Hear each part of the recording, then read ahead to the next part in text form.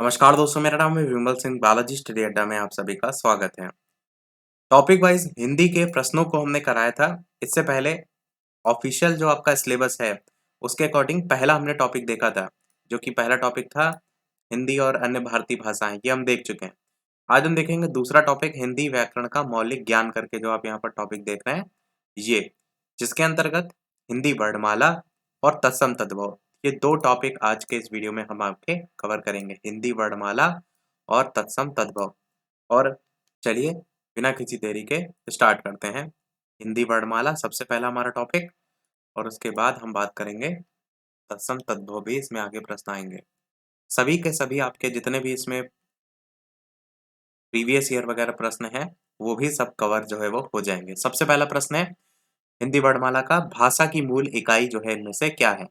अक्षर, ध्वनि, संकेत या वर्णमाला? तो आंसर यहाँ पर ध्वनि जो है वो सही हो जाएगा। भाषा की सबसे छोटी इकाई क्या होती है? वर्ण या ध्वनि। भाषा की सार्थक इकाई क्या है? वाक्य। वाक्य में छोटी, वाक्य से जो छोटी इकाई होती है वो उपवाक्य। उपवाक्य से छोटी इकाई पदबंध। पदबंध से छोटी इकाई पद। और पद से छोटी इकाई आपकी अक्षर होती है, और अक्षर से छोटी इकाई ध्वनि या वर्ण होती है। उदाहरण भी यहाँ पर दिए गए। राम शब्द में दो अक्षर है, रा, मा, एवं चार वर्ण है, रा, आ, इस तरीके से। अगला है आपका, भाषा के बाद शब्द की सबसे छोटी इकाई जो है वो क्या कहलाती है? ऊपर जो आया था वो भाषा की मूल इकाई पूछा गया था, यहाँ पर शब्द की सबसे छोटी इकाई पूछा गया है। स्वर, वर्ण, व्यंजन या अयोगवा? आंसर यहाँ पर बी, यानी कि वर्ण जो है वो सही हो जाएगा। यहाँ पर देखेंगे तो 2018 में उत्तर प्रदेश कांस्टेबल में आया हुआ क्वेश्चन है। तो शब्द की सबसे छोटी इकाई वर्ण या ध्वनि कहलाती है। हिंदी में कुल 52 जो है वो वर्ण होते हैं, जिसमें से स्वरों की संख्या 11 होती है, व्यंजनों की संख्या 33 होती है, और अयोगवाह जो होते हैं वो 2 होते हैं, अंगा, आहा, और 2 द्विगुण इसमें होते हैं, और 4 जो होते हैं वो संयुक्त वर्ण होते हैं। वर्णों के कितने भेद होते हैं? 10, 7, 2 या 8? आंसर की बात करते हैं तो आंसर यहाँ पर 2 जो है आपका सही हो जाएगा।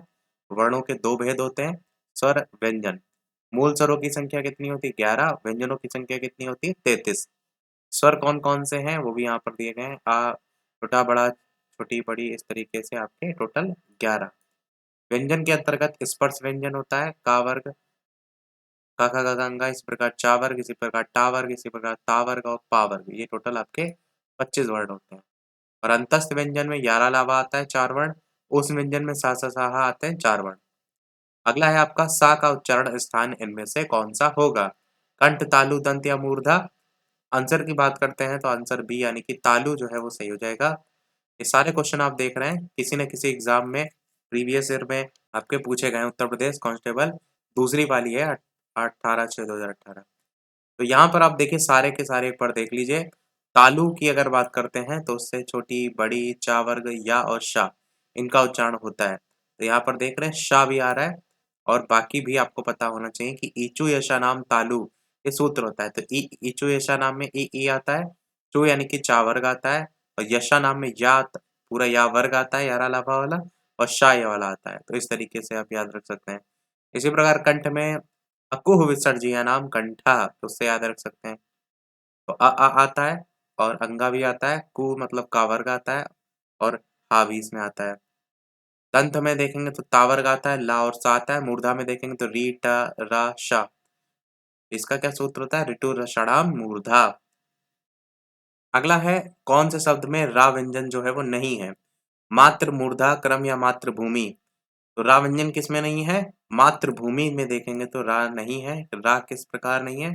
तो माँ, और फिर इसका जब वर्ण विच्छेद करेंगे तो माँ अलग होगा, फिर बड़ा आ, फिर ता, फिर री, फिर भा, बड़ा ऊ, माँ और ई, इस प्रकार से अलग होगा। मात्र में देखेंगे तो आपको देखने को मिलेगा, पर मातृभूमि में नहीं देखने को मिलेगा। इसी प्रकार क्रम में भी देखने को जो है वो मिलेगा।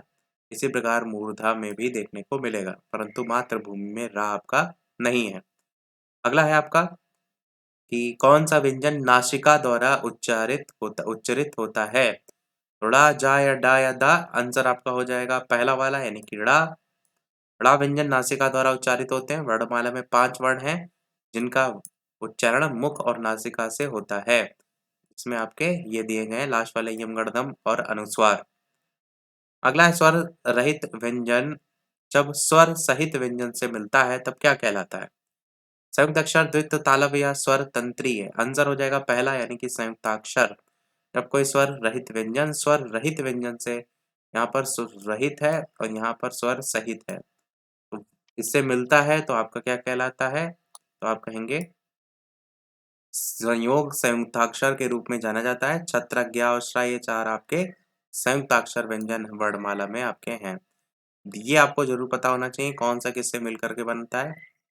का और शा मिल करके छा, ता और रा मिल करके त्रा, जा और इया मिल करके ज्ञा और शा और रा मिल करके श्रा। ये 4 ज़रूर से ज़रूर रट लीजिएगा, यहाँ से क्वेश्चन आपका बनता है। अगला है इनमें से तालव्य ध्वनि जो है वो कौन-सी है? टा, पा, शा या का? आंसर आपका ता सी वाला ऑप्शन शा जो आप देख रहे हैं, ये जो है वो सही हो जाएगा। शा आपका तालव्य ध्वनि है। तालव्य ध्वनियों में ये सभी आते हैं, अभी ऊपर मैंने बताया भी था। ओष्ठ ध्वनियाँ ये हैं, मूर्धन्य ध्वनियाँ ऋतु रषणाम, कंठ ध्वनियाँ अ, आ, का, गा, हा और हा और दंत ध्वनियाँ में ता वर्ग आपका सा और ला आता है। ये आपको पूरा चार्ट रटा होना चाहिए। अगला कह रहे हैं इनमें से कौन सा वर्ण है जो कि आपका अघोष है? तो का, गा, घा या जा? आंसर पहला हो जाएगा यानी कि का। अघोष वर्ण जिन वर्ण ध्वनियों के उच्चारण में स्वन तंत्रियों में कंपन उत्पन्न नहीं होता है उन्हें कहते हैं अघोष। प्रत्येक वर्ग का पहला और दूसरा व्यंजन आपका और शा, श, शा ये आपके अघोष वर्ण होते हैं। सघोष में क्या होता है? जिन व्यंजनों के उच्चारण में स्वस्थ तंत्रियों में कंपन उत्पन्न होता है उन्हें सघोष कहते हैं। तो प्रत्येक वर्ग का तीसरा, चौथा और पांचवा जो व्यंजन होता है वो सघोष होता है। पहला, दूसरा आघोष होता है और दूसरा, चौथा और पांचवा दूसरा नहीं तीसरा, चौथा और पांचवा आपका सघोष होता है। अगला क्वेश्चन आपका है वर्णों के समुदाय को क्या कहते हैं? वर्णमाला, सर्वनाम, अक्षर या क्रिया? आंसर आपका पहला यानी कि वर्णमाला जो है वो सही हो जाएगा। वर्णों के समुदाय को वर्णमाला कहते हैं।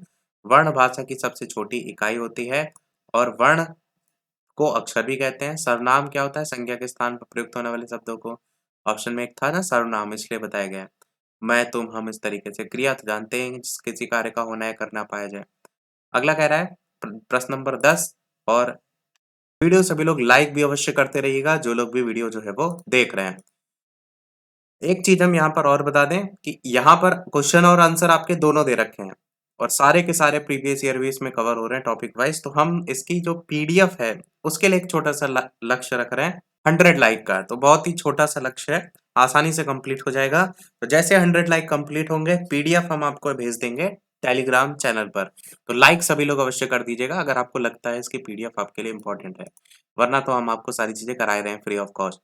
तो 11 प्रश्न है, ए के उच्चारण में डैश और डैश की सहायता ली जाती है। तो छंद तालु, इचेस तालु, कंठ तालु, दंत ओष्ठ। आंसर आपका हो जाएगा सी वाला कंठ और तालु।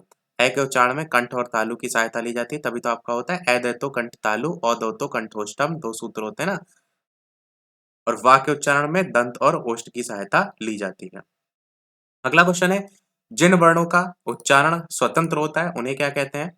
स्वर, बोली, व्याकरण या व्यंजन? आंसर हो जाएगा आपका स्वर। जिन वर्णों का उच्चारण स्वतंत्र होता है उसे स्वर कहते हैं और स्वरों की सहायता से बोले जाने वाले वर्ण आपके व्यंजन कहलाते हैं। अगला क्वेश्चन आपसे कह रहा है ढा वर्ण का उच्चारण स्थान आपका डैश और वर्ग डैश है, रिक्त स्थान आपको बताना है। तो आंसर आपका बी हो जाएगा टा वर्ग और चौथा है। ढा वर्ण का उच्चारण स्थान क्या है? तो आप कहेंगे टा वर्ग और वर्ग आपका चौथा। अगला हिंदी वर्णमाला में स्वरों की संख्या डैश है, 11, 10, 9 या 13? आंसर हो जाएगा पहला यानी कि 11। स्वरों की संख्या 11 है, ऊपर बताई थी। वर्णमाला में कौन सा अक्षर पुल्लिंग नहीं है? जा, आ, चा और टा, ई, बड़ी, आ या पा? आंसर सी वाला छोटी बड़ी आप जो देख रहे हैं ये आपका पुल्लिंग नहीं होता है, बाकी सभी अक्षरों से पुल्लिंग जो है वो बनेंगे। जैसे सूची, मोनी, मांडवी इस तरीके से यहाँ पर बताया भी गया है। अगला है आपका चा वर्ग ध्वनियाँ किस वर्ग में जो है वो आपकी आती हैं? आंसर की बात करते हैं तो सी वाला ऑप्शन तालव्य जो है वो आपका हो जाएगा। ये सारे क्वेश्चन यूपीएसआई के चल रहे हैं आपके। अगला यहाँ पर बाकी वही दिया गया है, चा वर्ग में चा, छा, जा, जा, यहाँ ये सब आपका जो है वो आता है। कंठ के में का वर्ग ये हम बता ही चुके हैं, दंत में ता वर्ग आता है और वत्स वर्ग आपका रा और सा, ये थोड़ा सा डिफरेंट है, इसको याद रखिएगा। ध्वनियाँ दंतमूल मसूड़ा के अंतर्गत आती हैं। अगला क्वेश्चन आपका दा प्लस आ प्लस का प्लस श आ इस तरीके से क्या बनेगा?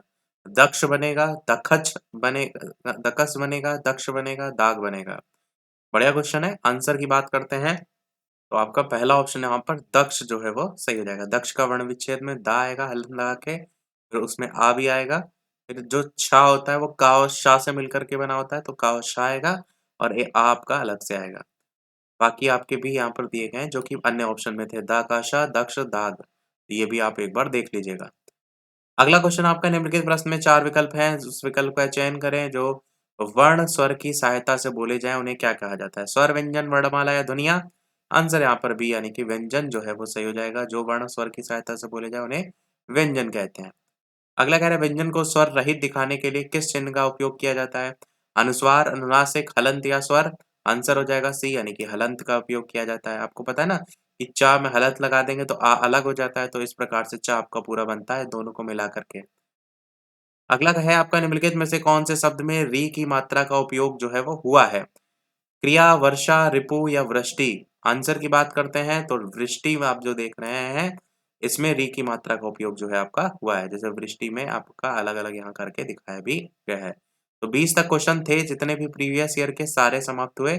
अब हमारा अगला जो टॉपिक था वो था आपका तत्सम तद्भव। स्टार्टिंग में हमने दिखाया था ना, हम 2 टॉपिक कवर करा रहे हैं आपके कोर्स के इसमें जो दिए गए हैं उसमें। तो तत्सम तद्भव की बात करते हैं। निम्नलिखित में से तद्भव शब्द बताना है। कपूर, पक्ष, मयूर, मानसिक। पहला ऑप्शन कपूर जो है यहाँ पर तद्भव शब्द है। कपूर आपका तद्भव है, इसका तत्सम क्या होगा? कर्पूर होगा। पक्ष आपका मयूर और मानसिक ये सब तत्सम शब्द हैं। निम्नलिखित में से तद्भव शब्द कौन सा है? अचरज, अंधकार, अंगरक्षक या आशा? तो तद्भव की बात करते हैं, आपका पहला ऑप्शन यहाँ पर अचरज जो आप देख रहे हैं वो यहाँ पर जो है वो सही हो जाएगा। जिसमें ये भी बताया गया है कि आश्चर्य का अचरज होगा, ये तत्सम इधर लिखे हैं तो तद्भव। अंधकार का अंधेरा होगा, अंगरक्षक का अंगरखा होगा, आशा का आस होगा। अगला, निम्नलिखित शब्दों में से तद्भव शब्द आपको बताना है कौन सा होगा? पाषाण, कंगड़, प्यासा, पक्ष। तद्भव शब्द आपका सी यानी कि प्यासा जो है वो आपका सही हो जाएगा। प्यासा तद्भव शब्द है, इसका तत्सम रूप क्या होगा? तो पिपासु होगा। संस्कृत शब्द से हिंदी में बिना परिवर्तन के प्रयुक्त होने वाले शब्द जो है उनको क्या कहते हैं? तद्भव, तत्सम, देशज या विदेशी? आंसर आपका हो जाएगा यहाँ पर बी यानी कि तत्सम शब्द होते हैं जो कि आपके संस्कृत भाषा से बिना किसी परिवर्तन के बनते हैं। अगला क्वेश्चन आपका निम्नलिखित में से तद्भव शब्द कौन सा है? ग्राम, अश्रु, सूर्य या माथा? आंसर की बात करते हैं तो आपका डी ऑप्शन माथा जो है यहाँ पर तद्भव रूप है। माथा तद्भव है तो इसका तत्सम रूप क्या होगा? इसका तत्सम रूप आपका मस्तक जो है यहाँ पर हो जाएगा। अगला क्वेश्चन देखते हैं कि तद्भव शब्द आपके जो है वो बने हैं, किससे बने? हिंदी के मूल शब्दों से या विदेशी शब्दों से या उर्दू शब्दों में बदलाव से या फिर आपका संस्कृत शब्दों में कुछ बदलाव से। इसके साथ-साथ जो लोग भी सब्सक्राइब करके नहीं अभी तक जुड़े हैं तो अवश्य जुड़ जाइएगा और साथ ही साथ सब्सक्राइब के अलावा नोटिफिकेशन बेल भी अवश्य ऑन कर लीजिएगा जिन लोगों के पास भी नोटिफिकेशन जो है वो नहीं पहुंचता है। और वीडियो लाइक और शेयर अवश्य सभी कर दीजिएगा। आंसर की बात करते हैं तो आंसर यहाँ पर डी वाला संस्कृत शब्दों में कुछ बदलाव से जो है यहाँ पर जो है वो सही हो जाएगा। वही चीज़ यहाँ पर लिखी है कि तद्भव शब्द जो है आपके बने हैं, तो शब्द का अर्थ ही होता है उससे होना, अर्थात संस्कृत शब्दों से विकृत होकर के बने शब्द आपके इसमें आते हैं। अगला क्वेश्चन कह रहे हैं एक शब्द दिए गए शब्द का सही विकल्प इनमें से पूछा गया है। तो ग्राम का पूछा गया है, शहर, गाँव, सड़क या खेत? तो कौन सा सही होगा? बी ऑप्शन सही हो जाएगा यानी कि गाँव। ग्राम का सर्वाधिक उपयुक्त तद्भव रूप क्या है? तो गाँव है। अगला है तत्सम शब्द आपको पहचानना है, निद्रा है, कान है या फिर आपका मोर है या फिर आपका बंदर है। तो कौन सा हो जाएगा? तत्सम पहला निद्रा शब्द आप जो देख रहे हैं ये तत्सम है। इसका तद्भव रूप होता है नींद, मोर का मयूर होता है, कान का कर्ण होता है, बंदर का वानर होता है। अगला क्वेश्चन आपका है निम्नलिखित प्रश्न में 4 विकल्प हैं, आपको बताना है कि इसमें सही तद्भव रूप जो है वो कौन सा है? मक्षिका का पूछा गया है। तो मोर है, भौरा है, मेढक है, मक्खी है, कौन सा इनमें से सही होगा? तो तद्भव मक्षिका का बात करें तो आपका मक्खी जो है यहाँ पर सही हो जाएगा। बाकी भी अगर देखेंगे तो तद्भव में मोर का मयूर था, बाकी जो ऑप्शन थे भौरा का भ्रमर था, मेढक का मंडूक था। अगला कह रहे हैं चतुष्पदी का तद्भव रूप जो है वो क्या होगा? चारपाई, चौपाया, चौपाई या चौपाल? आंसर हो जाएगा सी वाला, चौपाई आपका चतुष्पदी का तद्भव रूप है। अगला है जालक का तद्भव रूप शब्द क्या होगा? झरोखा, चालक या झलक या नालक? आंसर की बात करते हैं तो पहला ऑप्शन झरोखा यहाँ पर जो देख रहे हैं ये चालक का तद्भव रूप है। बाकी यहाँ पर दिया गया है तद्भव मतलब शब्द का अर्थ है उससे होना अर्थात संस्कृत शब्दों से विकृत परिवर्तित होकर बने जो है वो शब्द। इनमें से कौन सा तत्सम शब्द नहीं है? चक्षु, सिंगार या उष्ट या दधि? आंसर की बात करते हैं तो बी ऑप्शन सिंगार जो है ये आपका तत्सम शब्द नहीं है आपका। एक इसका तत्सम रूप क्या होगा? श्रृंगार जो है वो आपका होगा। संस्कृत भाषा के शब्द जिनका हिंदी भाषा में प्रयोग करने पर रूप परिवर्तित नहीं होता है, वो शब्द क्या कहलाते हैं? तो उन्हें हम कहते हैं तत्सम शब्द। पहला ऑप्शन जो है आपका यहाँ पर जो है वो सही हो जाएगा। अगला इनमें से कौन सा तत्सम तद्भव का सही जोड़ा जो है वो नहीं है? तो यहाँ पर दही, दधी, दधित और दही है, उष्ट ऊँट है, नज़र आँख है, श्रृंगार श्रृंगार है। आंसर यहाँ पर सी वाला नज़र और आँख जो है वो सही हो जाएगा। तत्सम तद्भव का सही जोड़ा नहीं है। सही जोड़ा जो है अक्षी और आँख यहाँ पर जो है वो होगा और बाकी तीनों भी यहाँ पर सही हैं। प्रश्न में गलत ही जो है वो पूछा गया था। तो यहाँ पर जो नज़र और आँख लिखा है इसकी जगह क्या होगा? अक्षी और आँख होता है तत्सम तद्भव का जोड़ा। धुरी का मानक शब्द रूप क्या होगा? ध्यान, पृथ्वी केंद्र, धर्म या धूल? आंसर आपका डी यानी कि धूल जो है यहाँ पर सही हो जाएगा। धुरी जो है उसका मानक शब्द रूप धूल होता है। दिए गए विकल्प में पूछा गया तत्सम शब्द ज्येष्ठ का जो है इसका तद्भव शब्द क्या होगा? बड़ा, पुत्र, देवर या छोटा? आंसर यहाँ पर क्या होगा? पहला ऑप्शन यानी कि बड़ा जो है वो सही हो जाएगा। ज्येष्ठ का तद्भव शब्द क्या होता है? बड़े के संदर्भ में। परंतु ज्येष्ठ का सम्यक तद्भव शब्द जेठ है, वो भी लिखा गया है। देवर का तत्सम देवर है। ये अच्छा है, आपको ध्यान रखना है देवर वाला। और छोटा का तत्सम रूप कनिष्ठ होता है। अगला और इस वीडियो का लास्ट प्रश्न 37 प्रश्न तक हैं इसमें।